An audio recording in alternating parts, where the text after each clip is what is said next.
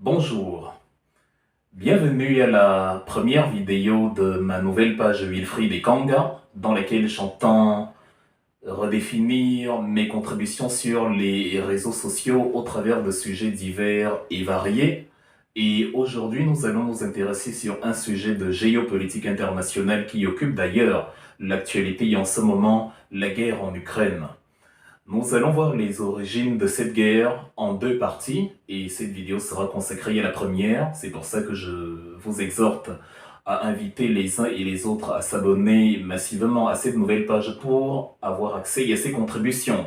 Il est important d'en parler parce que dans une logique où nous sommes bombardés d'informations et où parfois on nous oblige de manière plus ou moins implicite à adopter un certain courant de pensée, j'estime qu'il est important pour nous, Africains, de nous imprégner de la connaissance des faits réels et de ne fonder un avis qu'après y avoir pris connaissance de ces faits-là. Et ce n'est qu'à la lumière de ce que nous avons comme information au travers de nos propres recherches que nous pourrons déterminer quel est le camp du bien, quel est le camp du mal, si le camp du bien et du mal existe, comme j'ai coutume de le dire. Donc nous allons nous intéresser à cela aujourd'hui parce que dans la logique de construction africaine que nous voulons réaliser, il ne faudra pas que les intentions, les intérêts ou les buts, les objectifs des autres nous soient imposés et deviennent les nôtres alors qu'ils ne cadrent pas forcément avec notre vision des choses. Donc, nous allons partager l'information et à partir de l'information, nous allons établir nos diagnostics.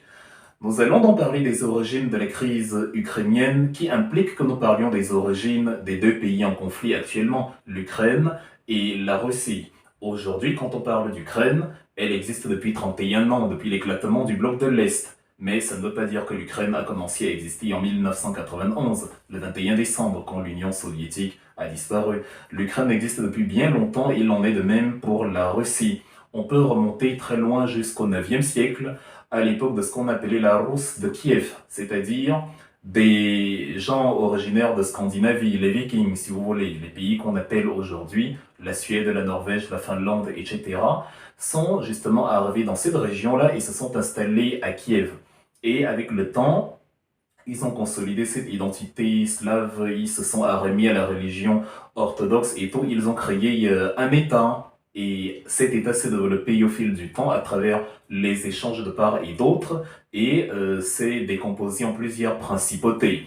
Et l'un des princes les plus éminents de cette époque s'appelait Vladimir le Grand. On l'appelle aussi Vladimir Ier. C'est justement l'homonyme du président de la Russie actuelle, Vladimir Poutine, mais ils n'ont en principe rien à voir en commun. Il est en tout cas le père fondateur de la Russie, de l'Ukraine, en tout cas de tous ces pays-là qui voilà, se sont formés dans la région aujourd'hui. Et donc, les Ukrainiens et les Russes se revendiquent plus ou moins en voulant s'attribuer la paternité, justement, en tout cas la filiation exclusive de Vladimir le Grand. Mais en tout cas, il est le père de l'Ukraine, de la Russie. De 980 à 1015, il va régner et justement, il va marquer en tout cas la grandeur de cette époque. Donc, ces petites principautés vont se consolider au fil du temps et une date importante à retenir, c'est la date 1654. Il est important de la garder à l'esprit parce qu'elle va nous servir plus tard, elle va nous servir à répondre même aux problèmes que nous avons actuellement entre Vladimir Poutine et Volodymyr Zelensky et aux problèmes qu'il y a eu à l'époque entre l'ancien président ukrainien et la communauté internationale conduite par les États-Unis. En 1654, il y a des principautés ukrainiennes qui scellent une alliance avec les tsars russes. Les tsars, c'est la domination qu'on donnait aux empires de Russie, dans ce qui va devenir plus tard l'empire russe. Donc cette alliance-là est créée et elle aura des métastases plus tard. Mais arrêtons-nous déjà là et voyons que au fur et à mesure, l'Ukraine va être intégrée à ce qu'on appellera à partir de 1721 l'Empire de Russie. L'Empire de Russie va donc englober toutes ces zones et il sera dirigé par les tsars. L'Empire va partir de 1721 jusqu'à la révolution de 1917. La révolution de 1917 conduite par Vladimir Ilitch, que nous connaissons plus communément sur le nom de Lénine, et qui va mettre fin au régime du tsar, au régime du monarque absolu. Parce qu'à l'époque, le tsar est un empereur qui détient tous les pouvoirs malgré l'existence du Parlement. La Douma, par exemple, le Parlement russe. Donc, le tsar à l'époque, c'est Romanov, Nicolas Romanov, qui justement se fait renverser et exécuter quelques temps plus tard par Vladimir Ilyich Lénine, qui va donc régner jusqu'en 1924. Mais à partir de la révolution de 1917, une première république ukrainienne est créée parce que autant Vladimir Ilyich veut se débarrasser des tsars, autant aussi certaines républiques veulent s'émanciper, parmi lesquelles une première république autonome d'Ukraine. Mais elle ne va pas faire long feu, elle va exister jusqu'en 1922, là où elle est intégrée à ce qu'on appellera dans l'URSS, l'Union des républiques socialistes soviétiques. L'Union des républiques socialistes soviétiques aura 68 ans d'existence puisque elle va courir jusqu'en 1991. Et dans cette Union soviétique où l'Ukraine est intégrée, il y a plusieurs pays aujourd'hui qui forment des entités indépendantes.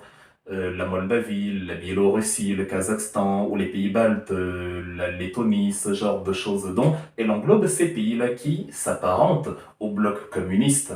Et donc, pour enlever l'esprit d'autonomie, pour enlever l'esprit d'émancipation, l'homme qui prend le pouvoir à la mort de Staline dans les années 20, à la mort de Lénine, pardon, dans les années 20 et qui s'appelle Joseph Staline, brille par une politique enfin de planification ou d'aplanissement, en tout cas de toutes les structures sociopolitiques de l'Union soviétique, c'est-à-dire il adopte le programme de développement qu'on appelle le communisme, où la propriété privée est abolie, où tout appartient à tout le monde, où un paysan qui possède des vaches, des chèvres, doit s'en débarrasser et partager équitablement, ou si je possède des champs, des terres, je ne peux plus m'approprier la totalité des gains, au contraire, je dois, voilà, dans une logique de collectivisation, exploiter désormais les terres avec tout le monde. Ce qui apparaît au premier abord comme une idée géniale va s'avérer comme un faux calcul, de la même façon que le grand bond en avant en Chine sous Mao Zedong s'était avéré être un faux calcul et y a causé beaucoup de dégâts. Il va donc briller, Joseph Staline, par la répression terrible de tout ce qui s'oppose à sa vision du monde, par le musellement politique, par les goulags qui sont des camps de concentration. En fait, il fera en Russie plus ou moins ce que nous avons vu sous Hitler en Allemagne, pas très loin de là, l'Allemagne à l'époque semble s'apparenter à cette idéologie-là, même si plus tard il y aura une guerre entre la Russie et l'Allemagne, entre l'Union soviétique et l'Allemagne. Mais voilà, le fait marquant par lequel va briller Staline pour justement marquer son autorité et montrer à tous les pays qui appartiennent à l'Union soviétique qu'ils sont de sa famille, c'est les grandes famines de 1932 à 1933, ce qu'on appelait notamment le Holodomor dans la région de Kouban la région de Kouban qui se revendique d'identité ukrainienne, il y aura des exterminations de masse par la faim, le fait d'affamer volontairement, la répression volontaire par la faim qui va conduire à près de 6 millions de personnes qui vont perdre la vie. Staline finit par mourir comme toute chose terrestre en 1954, et c'est à ce moment-là, en 1953, et c'est à ce moment-là que Nikita Khrouchtchev prend le pouvoir. Là où ça devient intéressant avec Nikita Khrouchtchev qui restera jusqu'en 64 parce qu'il va régner 11 ans à la tête, il va diriger l'Union soviétique pendant 11 ans. Là où ça devient intéressant, c'est qu'en 1954, Nikita Khrouchtchev décide de donner la Crimée aux Ukrainiens pour célébrer les 300 ans du pacte russo-ukrainien, si vous voulez. Tout à l'heure, je vous ai parlé de l'année 1654 et j'ai dit qu'elle était importante à retenir parce que 300 ans plus tard, en 1954, le président de l'Union soviétique Nikita Khrouchtchev dit aux Ukrainiens « Bon, maintenant, la Crimée vous appartient ». Même s'il faut garder à l'esprit qu'en fait c'est symbolique parce que pour lui l'Ukraine est dans l'Union soviétique, donc je donne la Crimée à l'Ukraine, mais bon, de toute façon c'est pas comme si je la donnais à un autre pays. La République d'Ukraine est intégrée dans justement l'Union soviétique. Et à ce moment-là, voilà, la Crimée, en tout cas pour déjà ceux qui ne savent pas ce que c'est une bande de terre, une péninsule, dont une presqu'île qui est certes rattachée territorialement à l'Ukraine, mais qui appartenait à la Russie. Elle est bordée par, en tout cas elle est séparée de la Russie par une mer qui est devenue célèbre depuis la crise ukrainienne, la fameuse mer d'Azov, Et ce n'est que le petit détroit, le détroit de Kerch, qui fait moins de 20 kilomètres, qui sépare justement la Crimée de la Russie continentale. C'est sur ce pont que Vladimir Poutine a construit en 2016 le nouveau pont, en 2018, le nouveau pont sur la Crimée, qui a notamment été incendié il y a quelques semaines par les forces armées ukrainiennes guidées par les services secrets extérieurs, bref, secrets de Polichinelle. Donc, cette Crimée-là, Nikita Khrouchtchev va la donner aux Ukrainiens en disant bah, ça vous appartient maintenant. Il se dit, c'est l'Union soviétique de toute façon, c'est la même famille, alors rien ne va se passer. On en arrive malheureusement à l'imprévu, si on veut, de l'année 1991. La chute du mur de Berlin et les mouvements d'émancipation contre le communisme, ça et là, entraînent l'éclatement du bloc de l'Est, donc l'éclatement de l'Union soviétique. Le 25 décembre 1991, ces pays prennent leur autonomie. La Russie, l'Ukraine, la Moldavie, le Kazakhstan, tout en conservant ce passif soviétique, deviennent quand même des républiques détachées les unes des autres. Et c'est là où l'Ukraine récupère la Crimée comme étant définitivement une partie de l'Ukraine. Un premier référendum va être organisé en 1994 qui va porter sur 3 éléments. L'élargissement des pouvoirs du souverain de cette Crimée-là, parce que la région se veut plus ou moins autonome et c'est important de le considérer parce que ça nous explique ce qui va se passer plus tard. Le deuxième point était la double nationalité. Le troisième point étant l'autonomie, en tout cas plus de pouvoir, plus de concessions d'autonomie, justement à la péninsule de Crimée. Le référendum va récolter une large majorité en faveur du pour. Et donc, ça va obtenir ce statut particulier-là jusqu'à l'époque contemporaine. Nous arrivons à l'année 2000, le 1er janvier 2000, ou si vous voulez le 31 décembre 1999. Monsieur Boris Eltsine démissionne et Monsieur Vladimirovitch Poutine prend le pouvoir et donc il justement se démarque par la volonté de maintenir en tout cas les idées des Ukrainiens pro-russes dans ce giron pro-russe-là et de limiter au maximum l'influence occidentale parce que pour lui, même si le bloc est éclaté, il reste quand même une logique familiale, une logique d'histoire commune, une logique de peuple issu d'un même socle entre justement l'Ukraine, la Russie, en tout cas entre les républiques du bloc de l'Est de l'époque. En 2004, il y a déjà un premier quiproquo, une première élection qui voit monsieur Yanukovych l'emporter, mais les élections sous la pression de la CIA, du bloc occidental, et suite aux manifestations conduites notamment par la députée actuelle Yulia Tymoshenko, vont aboutir à une redistribution des cartes qui fait que les élections sont réorganisées et c'est Viktor Yushchenko qui prend le pouvoir à la place de l'autre Viktor Yanukovych. Ce n'est qu'en 2010 que Viktor Yanukovych prend le pouvoir. Ce qui s'est passé en 2004 se fera appeler la première révolution orange. Nous arrivons donc aux révolutions les plus intéressantes de la deuxième révolution orange qui a lieu donc en 2013 sous Viktor Yanukovych. En 2013, l'Union européenne élabore un plan pour amener l'Ukraine vers l'avancée vers l'Union européenne. C'est-à-dire, elle doit arrimer son économie aux standards occidentaux, elle doit développer 2-3 secteurs, elle doit adopter 2-3 réformes qui vont lui permettre d'adhérer à la communauté économique européenne, à défaut d'adhérer à l'Union européenne.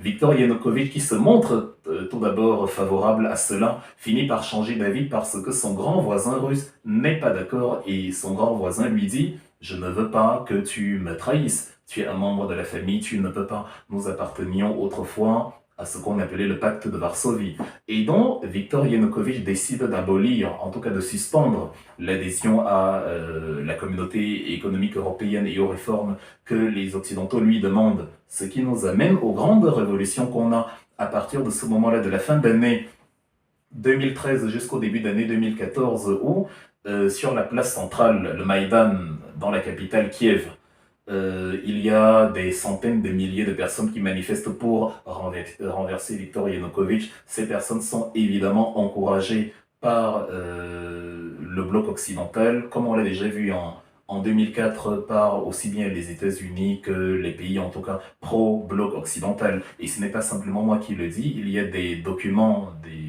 qui ont été révélés par les fuites de Wikileaks qui justement ont étayé les affinités entre le président qui va remplacer Yanukovych, à savoir Pietro Poroshenko, et les États-Unis et la CIA et l'Occident de manière globale. Donc, ces révolutions-là vont conduire Viktor Yanukovych à la chute. Et donc, le 22 février 2014, Viktor Yanukovych est renversé et il est remplacé par M. Poroshenko.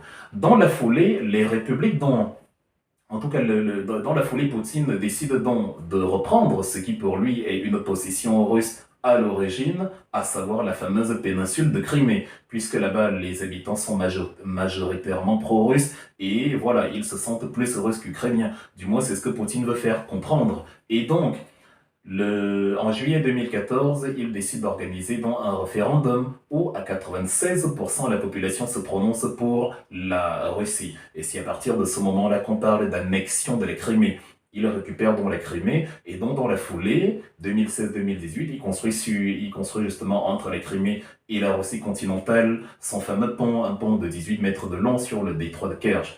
Il y a une partie ferroviaire, une partie automobile, et c'est d'ailleurs une section de la partie automobile qui a été bombardée il y a quelques jours par justement les adversaires de la Russie. Et pendant que l'annexion de la Crimée est entérinée, il y a dans la région qui nous intéresse, dans le Donbass, deux républiques, notamment à Donetsk, notamment à Lugansk, qui se proclament justement républiques autonomes et qui veulent aussi, comme la Crimée, rejoindre plutôt le giron russe.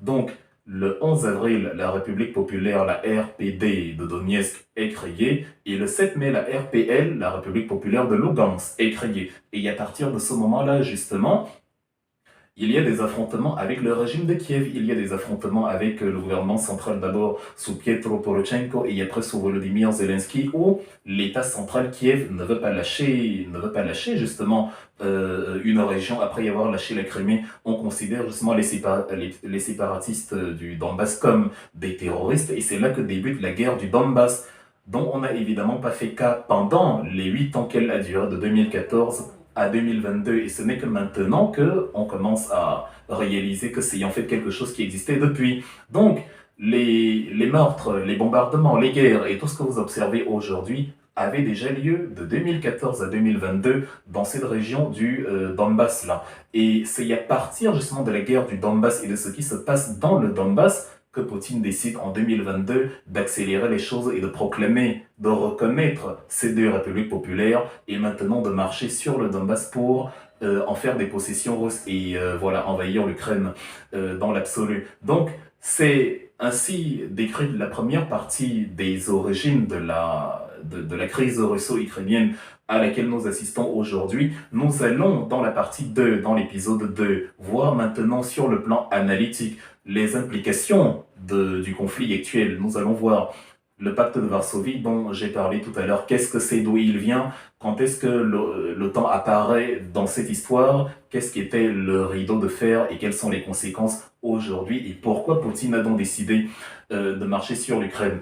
La lecture que j'ai faite ici est une lecture factuelle, une lecture historique des faits, pour que chacun ait les yeux ouverts sur les positions des uns et des autres actuellement. Il ne s'agit pas de vous dire que Poutine est un gentil, il ne s'agit pas de vous dire que je suis pro-Zelensky, je considère, et je le considérerai toujours, la guerre comme la plus grande manifestation de la stupidité humaine. Et justement, les gens vont en guerre parce que les gens oublient les origines des conflits et justement les gens se rendent dans un camp ou dans l'autre parce que justement les gens oublient que c'est par eux-mêmes et par leur réflexion autonome qu'ils doivent choisir un côté. Dans l'exhortation que je fais, la leçon aux Africains, la leçon à nous les Africains aujourd'hui, c'est quand on a une crise comme Russie-Ukraine, ne choisissez pas Zelensky parce que France 24 et TF1 et je ne sais quoi, CNN, BBC vous disent que Zelensky est quelqu'un de gentil. La vérité est un peu plus décalée de cette version-là. Ne choisissez pas non plus Vladimir Poutine parce qu'on vous dit que c'est le plus gentil de tous les présidents et le plus exceptionnel. Non, la vérité aussi ne se situe pas tout à fait là. Choisissez votre camp de manière à ce que vous puissiez argumenter par la suite parce que ce ne sont pas les émotions qui guident la géopolitique internationale. Ce qui guide la géopolitique, en tout cas pour nous les Africains, qui devons être à la base non alignés et qui devons nous prononcer simplement à partir des éléments factuels dont nous disposons, ce qui doit donc guider Le choix que nous avons à faire, c'est justement les informations que nous avons récoltées, que nous avons glanées et qui nous ont amené à certaines conclusions. C'est à cela que je nous invite ici, dans cette première vidéo. J'espère qu'elle vous plaira. Je vous invite à la partager massivement, bien sûr, dans tous vos forums, dans toutes vos plateformes, à exhorter vos proches, vos familles, vos amis à l'écouter pour comprendre pourquoi nous sommes aujourd'hui dans la fameuse crise et évidemment, voilà, à continuer à écouter, à vous instruire en attendant justement la partie 2 qui sera publiée sur cette page parce que dorénavant, ma page principale Wilfried Ekanga officiel sera supprimée. Donc, il est important de ne pas penser parce que quelqu'un d'autre a décidé pour nous, comme à l'Assemblée générale de l'ONU, quand les Africains votent pour ou contre une résolution, ça ne doit pas être dicté par les promesses financières qu'on leur fait. Donc, pensons par notre tête et ne pensons pas par la pensée. Je vous remercie.